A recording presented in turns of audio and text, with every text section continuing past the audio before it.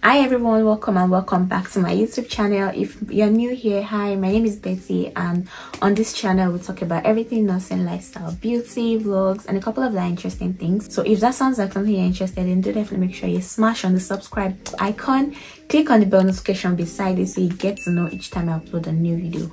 I don't want to waste so much time on today's video. As you can already tell from the title, I'm going to be talking to you guys about my experience working in a nursing home. I've been working in a nursing home now for 2 years, and I feel like I have a little bit of experience, and I'm going to be sharing with you guys, and also giving you tips on like things that you can do if you feel like a particular work environment is just not working for you.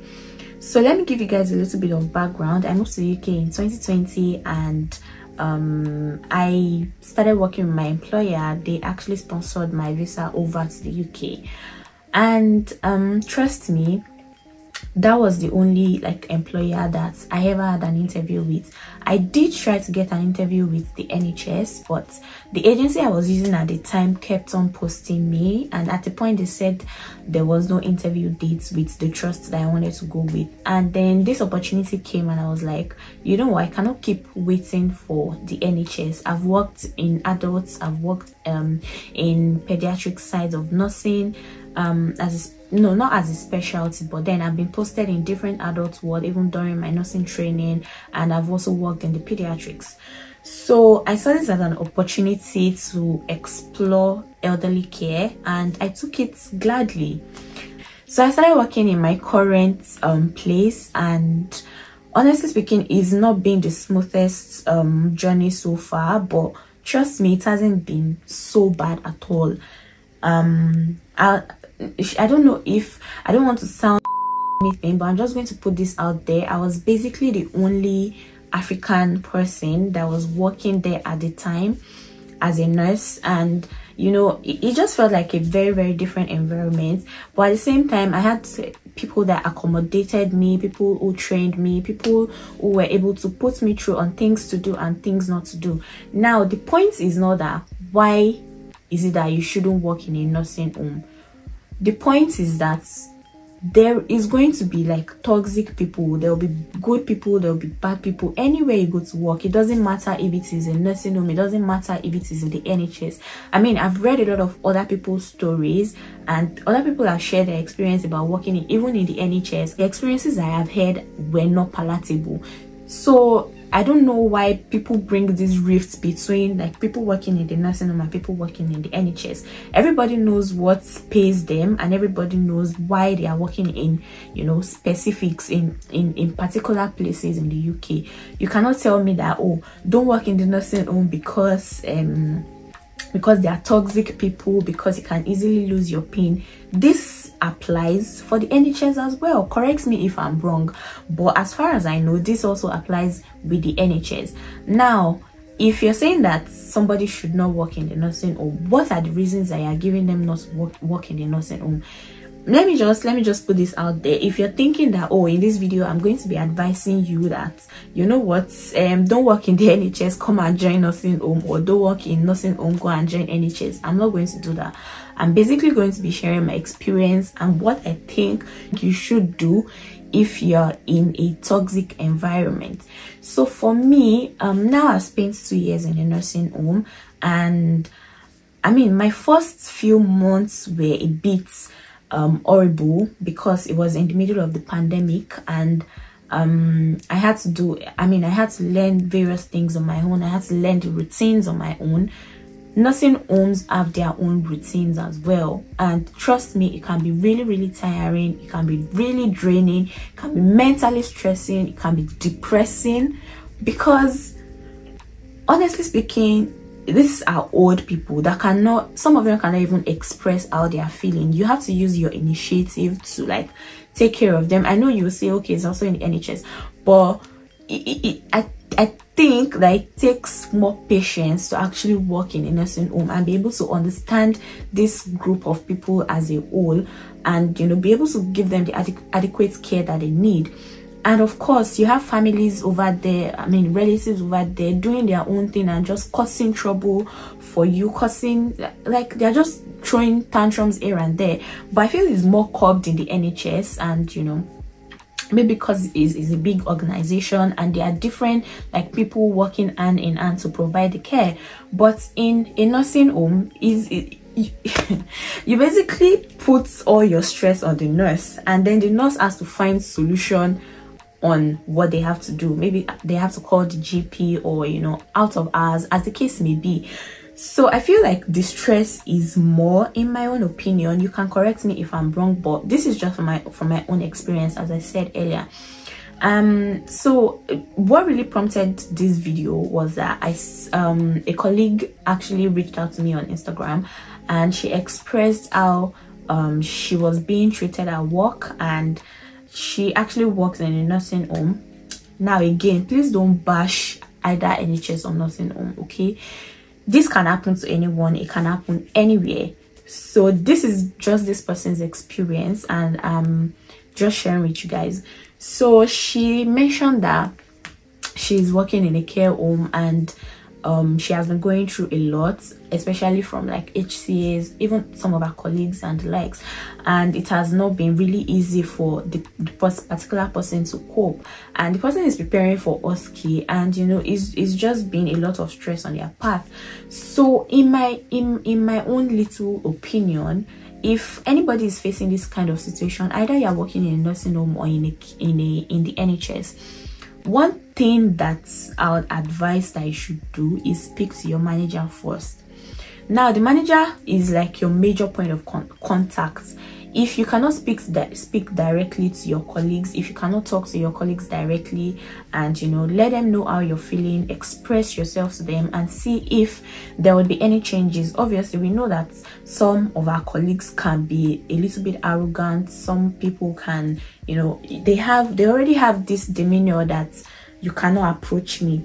So I'm not saying I should approach such kind of people. I mean, it depends on how you can be vocal and how you can be really professional about things like this. But if you cannot approach that particular colleague, then that's why the manager is there, or the deputy manager, as the case may be.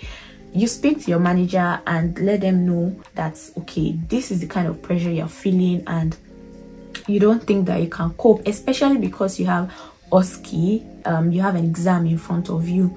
Let them know like what's up, what's happening with you. Obviously I really can't tell. Some managers can be like really like arrogant, but yeah, if you speak to them and you notice that there are no changes, or rather things get worse, most nursing homes or trusts, I don't know how it runs in the NHS, but they would have something like somebody in charge of the overseas nurses at the head office, like somebody in charge of the recruitment of overseas nurses, let me put it like that.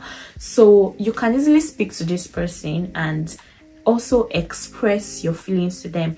So I'll give an example. So before my OSCE, I was working 36.75 hours, and thereafter my contract specifically says that I'm meant to work 39 hours. And then I spoke to this person and they refused to increase my hours. They were still putting me on 36.75, which is not what my contract actually meant. And then I spoke to them and they decided, I don't know, maybe they just didn't know how the system works at that point in time, but they refused to put me on the particular hours that I was meant to be working. And then I had to speak to the person in charge of the overseas nurses, and then the person spoke to that manager in charge at the time, and everything was sorted, and like it just went like that, sorted. But if you see that this is also not happening, then this is your opportunity to leave. Listen, mental health in the UK, your mental state is like really important. One thing that you should be really like guarding with your life is your PIN. See, if anything happens to your PIN, or I don't know, I don't want to use but if anything happens to anyone's PIN, literally that is like the end of the person's career in the UK. So what you should be guarding is how not to lose the PIN. And if you see that this environment that you're working in is really toxic, is not like the best condition that you can work, you see that you cannot cope in that kind of place, then carry your bag and leave. But I would advise that, like, when you're in the process of leaving, you don't really have to tell anyone that, oh, I'm leaving because of so. At least let the process be like 90 or 80% done. Obviously you have to inform your manager, I think, or the HR, whichever one applies, and then you can leave. But seriously, that is the most important thing. If you see that this thing is not working, then you have to take the cue to leave. You cannot continue, people cannot continue to manage or suffer, or it just, I don't know, honestly speaking. I think I have a lot in my head and I'm just pouring everything out.